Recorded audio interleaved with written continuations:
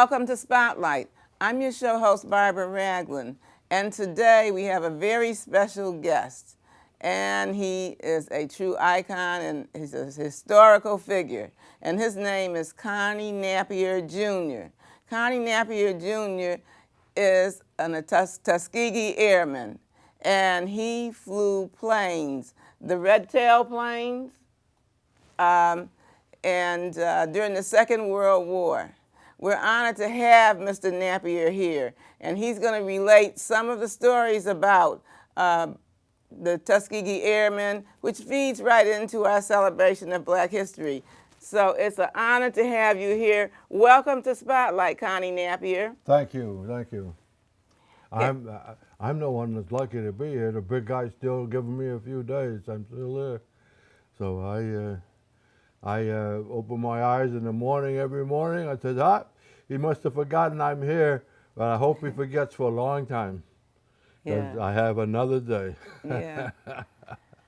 Can you tell us, red tails, what does that mean? Red tails. Well, when after the 99th joined the other squadrons, the 99th was the first there in North Africa. The fellows instructed their crew chiefs to go out and find the brightest red color they could find and to paint all the tails red. So they were later known as the Red Tails. The enemy called them red-tailed devils, and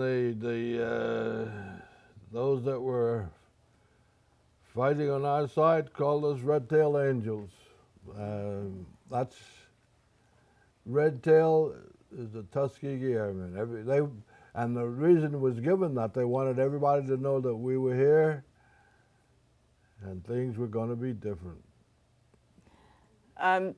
As a pilot, how long did you fly? You stepped into a quagmire. Number one, I was in the first class of Black bombardier navigators. Wow. That was forced on us. They called us out one morning we were in Tuskegee at about 5:30, which was not unusual, and the big guy said, I have something to tell you. All of you, each individual will be allowed to come up to the podium and voice his disagreement, but your uncle needs bombardier navigators, and you will be bombardier navigators. So I was in the first class of bombardier navigators. To try to make a long story short, eventually, after I served as a bombardier navigator for a while in the 477th, the 16th Squadron, 477th was a medium bomb group. I requested, which was not unusual, most of the fellows did request to get back to Tuskegee and to go into pilot training. I got lucky and got back to Tuskegee, and I went into pilot training, class 46D. Now, that took quite a while because in between that, we in the 477th group flew out of Walterboro, South Carolina, and we were flying along the coast, up and down the Atlantic coast, looking for fellows that were called the Wolf Pack. It was German submarines. German submarines had come up on the coast and left equipment as psychological warfare. It was to let American people know that they could get to them. Our job flying out of Walterboro, South Carolina, was to seek out the wolves and send them to Davy Jones Locker. While serving that duty, prior to that, I was one of the 101. They've had different numbers, but I happened to know that it was 136 Black Air Corps. There was no Air Force then; it was the Army Air Corps. Officers, we were sent to Freeman Field, Indiana, because our training point was Godman Field, Kentucky, but it was found that was inadequate for training a medium bomb group. So they sent 100 and some odd of us up to Freeman Field to prepare it to receive the group, and I was one of those. Well, when I requested to go back to Tuskegee for pilot training, the interim CO, we were waiting for B.O. Davis to come back from overseas. He was with the 99th, of course. We found that the interim CO was not in agreement with us, and so my request was refused. However, while I was serving in South Carolina, I received a letter one day to report to Godman Field, not Godman Field, yes, to report to Godman Field, from where I would be shipped to Tuskegee for pilot training. So I am one of those fellows who I was already a commissioned officer as a bombardier navigator, so, and as I said, I went to pilot training, class 46D, and that was the last class of pilots that was trained at Tuskegee. However, when after the war ended, we were still fighting segregation and whatnot. The class was immediately stopped, which was terribly wrong because, well, I had soloed, most of the fellows had already soloed and were actually flying. But there were those in our military and in our political structure who had said black fellows, well, they didn't say fellows, black boys did not have the academic mentality or the physical requirements to learn to fly and fight in the air. The language we used, I cannot repeat. I will not repeat. Okay, I understand. And we set out to prove them wrong. And I think if you check the records, I understand that the NAACP came in. NAACP, the newspapers, particularly black newspapers, we used to get the Pittsburgh Courier, Yes. Which was rather adamant about accepting black youth to qualify for pilot training. However,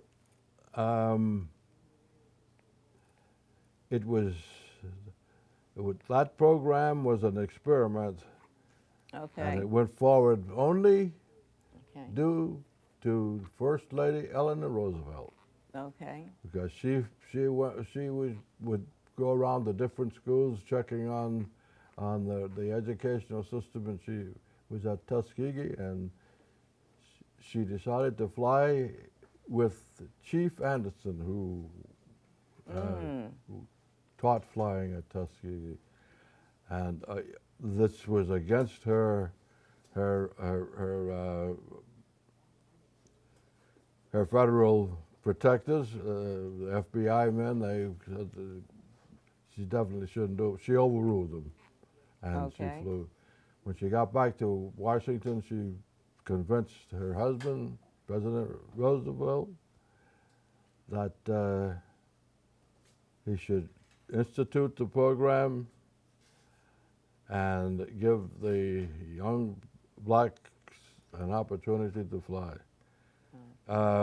The program was set up, but it was set up to fail. However, there were folks, I'm proud to say black folks, who would not allow it to fail.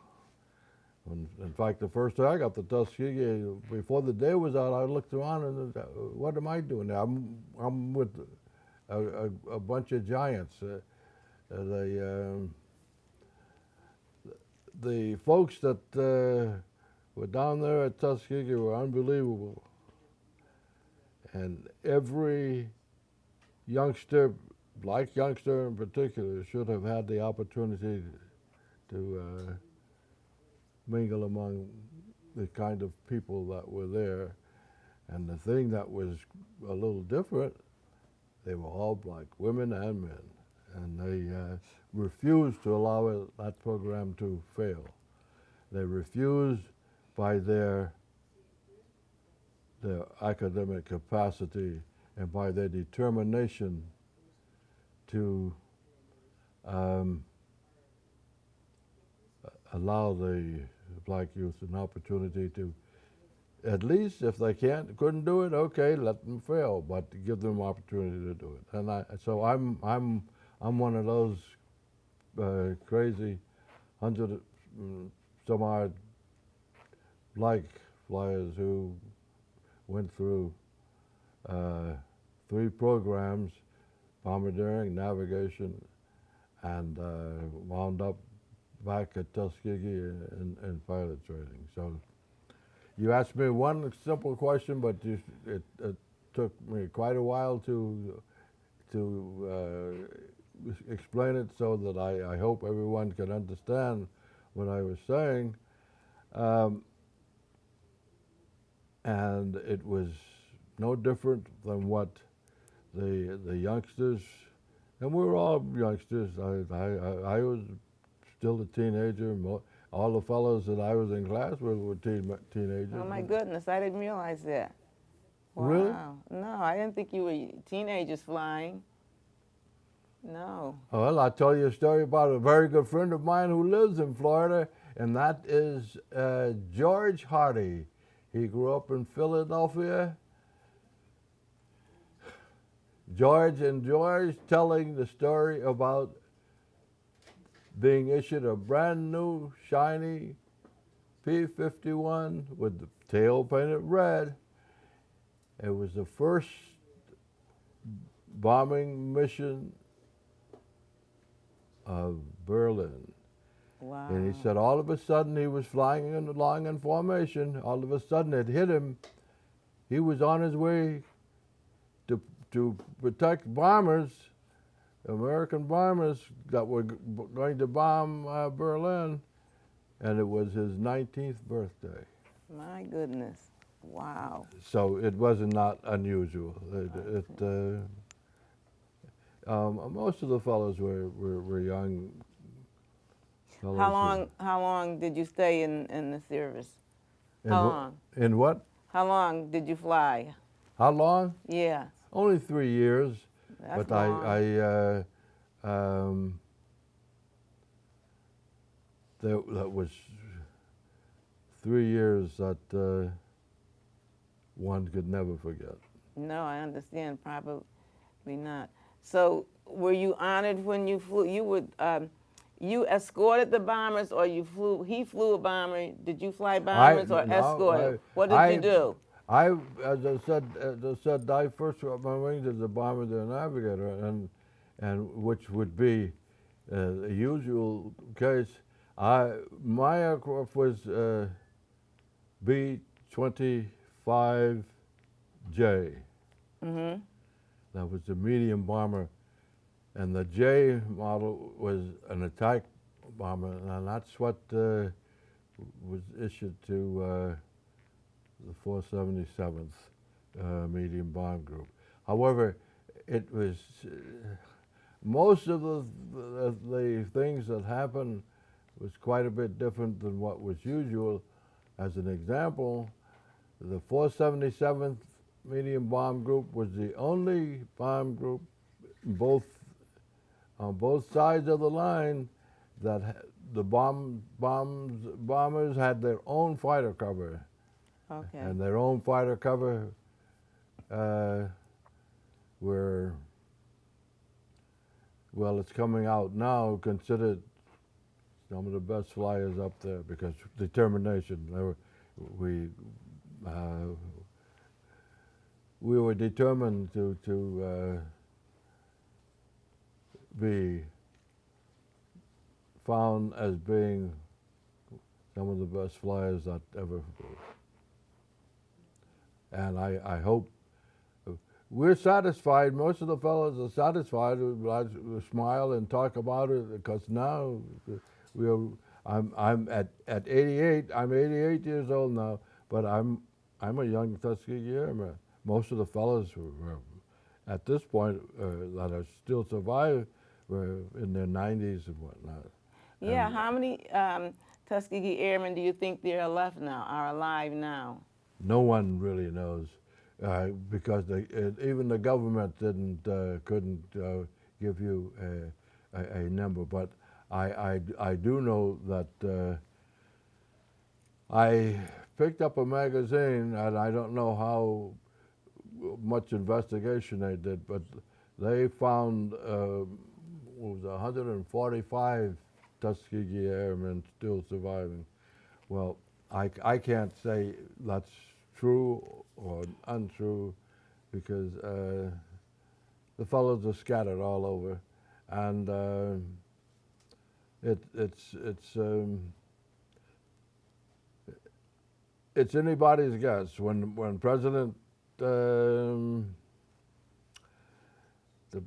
gave us that congressional Medal of Honor, Obama. gold medal, they found about 300.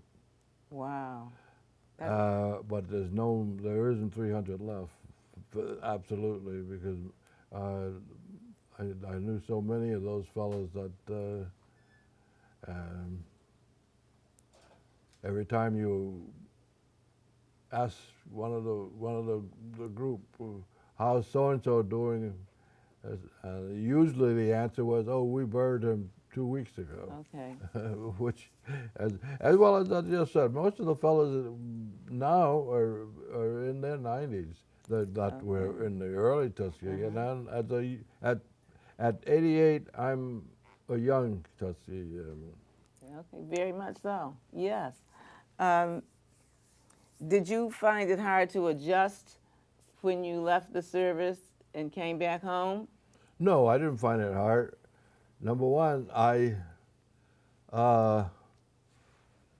had to go through a period of time.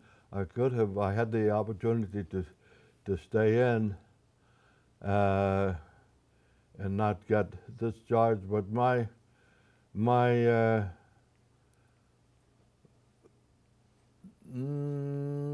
the same week I got my Bomber and Navigator's wings, I came back to Hartford and married Barbara Shirley Harris. Yeah. Mm-hmm. And I have to add to that, I was in my class, I was one of 5 fellows who was there, and all I had was a high school education.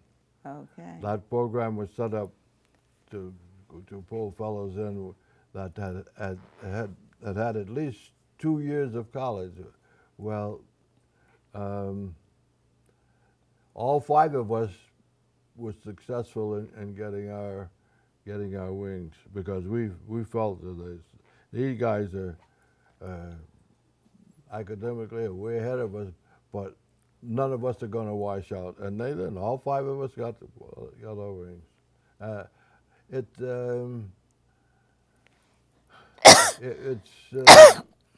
again, I go back and and reminiscing and whatnot. It's really determination, determined to be successful, and that's what I try to when I talk with Yeah. school age youngsters. Yeah. I try to get that across. If you are determined enough, there is no limit to what you will accomplish. But we, we can see a big improvement, but contrary to what some folks may feel, we still have a long way to go. I agree with that. But you're an inspiration, and young people and everyone's so glad that you're still here with us, and we can appreciate you, and so glad that you came to this program, Connie Nappier. It took me a year to get you on this program. First, I had to find you, and then, I tried through Lynette and her office, and it was just so. A couple of weeks ago, someone called and gave me your number. But I have to say that I was a little girl, not little, but a young lady seeing you in Bellevue Square and seeing your mother was a hairdresser, right? That's right. And your father was a barber, right? That's Yes. right. And so Definitely. I remember the family, and our families are kind of intertwined. And I'm just so pleased that you came and honored me with your appearance. And did you write a book, or there's a book about you? Did you bring the book? You bought a book? Well, there have been a multitude of books written by different Tuskegee Airmen, and people ask me that question often, and I have to say no, I haven't written a book. I guess I felt that there are enough fellows who were far more astute at book writing than myself, who had written books, and there fellows were still writing books. But I should let you understand. I decided to get out of service. I decided to accept the opportunity due to partly to my dad. Naturally, he and Mom and the family were very proud when I was able to come back home and parade my wings and my uniform and I was a flying officer and whatnot. And they were extremely proud. But Dad said, Barbara had given birth to Lynn. Yeah. And I was still in service then. And he convinced me that, okay, so you're an officer. I said, you have opportunity to go up the scale. However, he advised me to get out and get an education and to get a profession.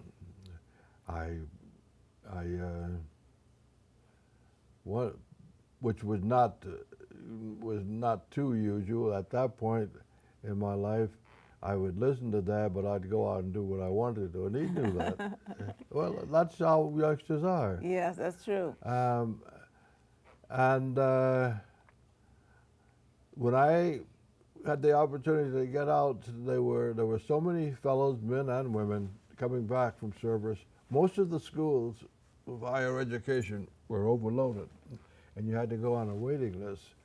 But but during that period of time, they were giving exams to veterans to help them decide what field they wanted to go into. And when I took mine, they showed that I was qualified for architecture, and physics. I always loved physics. My first dream was to become a physicist. However, in looking at the opportunities, I felt I should stick with architecture, which I did. Okay. I became an architect, Very good. and fortunately, was good enough to make a decent living for the family. And because what I'm always so very proud of, Barbara and I had 5 youngsters. To her next birth, she produced triplets. I remember At that. which point I said, now I don't know what I'm going to do, but I got to make a whole lot of money. And Mom said, the good Lord gave him to you.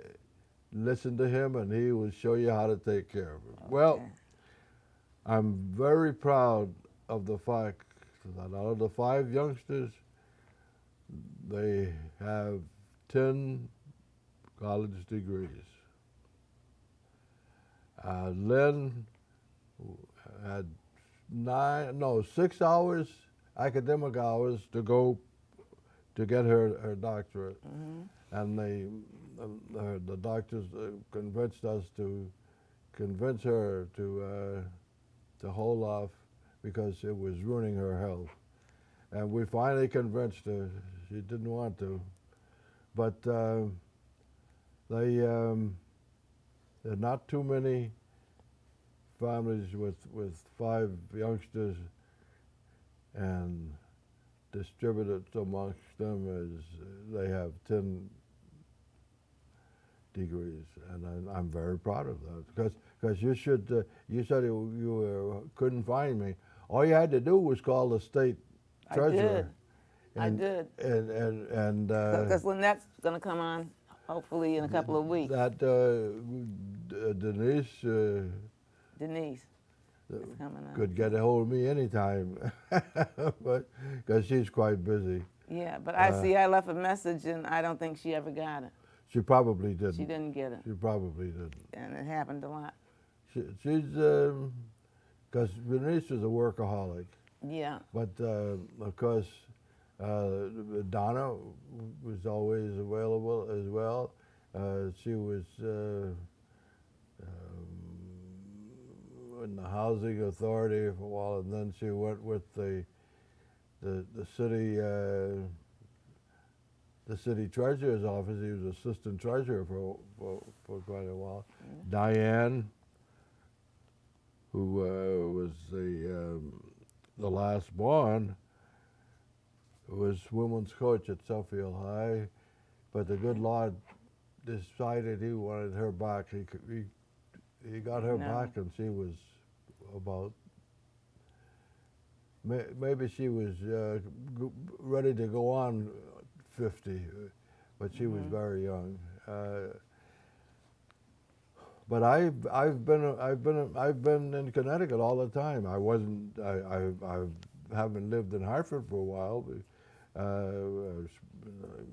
Different points in Connecticut, but I always stayed in the state of Connecticut, and I think that's where I will finish the rest of my days, right there in Connecticut. Even though I was born in Eastman, Georgia.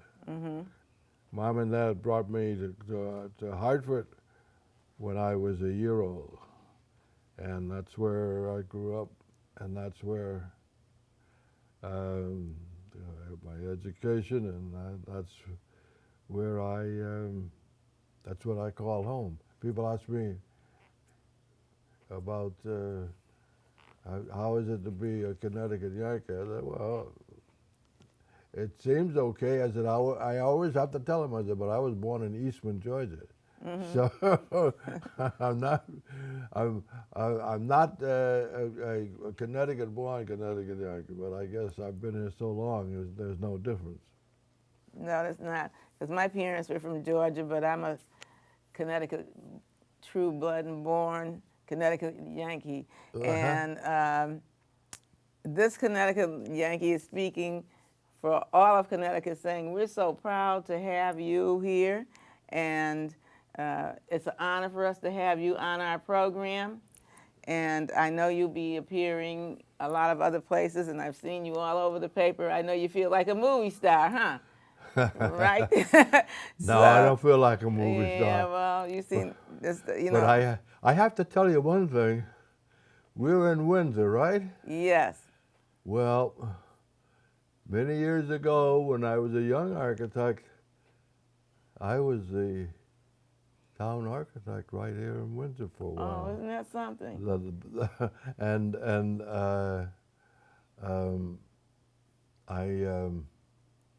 I got a kick out of that. I said the folks that are there now, they don't know that I used to work for the town as an architect. Oh, that's really great. Yeah. The audience will be glad to know that. Thank you so much for coming, Connie Nappier. It's been a blessing for all of us and an honor for me. So I got to tell the kids and everyone. And I wish you the best of health and Godspeed, because He's blessed you with a long life and a good memory, because you remember everything that happened to you. So, and I know your children and your family, they're all very proud of you. So thanks so much for coming. Thank you for having me. I really appreciate it. This is Barbara Ragland saying, what an honor to have such a wonderful man sit down and talk to me. It's just great. I hope when I'm 88, I remember half the things. I probably won't even remember how to get out of bed, but I'd like to also tell you that Connie Nappier will be appearing at the main library on the 23rd in honor of Black History from 7 to 9. And then Kenneth Williams, who wrote a book about tales of love with the red tails, I think that's it. He's going to do a book signing. He wrote a book about the red tails, Connie Nappier's group, squadron, and he's going to appear at the library for a book signing on the 18th of February at 1 o'clock in the afternoon. We're trying to do a lot of things for Black history, and there were a lot of Black people that were raised in Windsor, and helped build Windsor, just like all over the state of Connecticut. So until next time, I hope you can make these affairs, and until next time, this is Barbara Ragland saying, be good to yourself and others, and give a good shout and a clap for Connie Nappier. Thank you so much.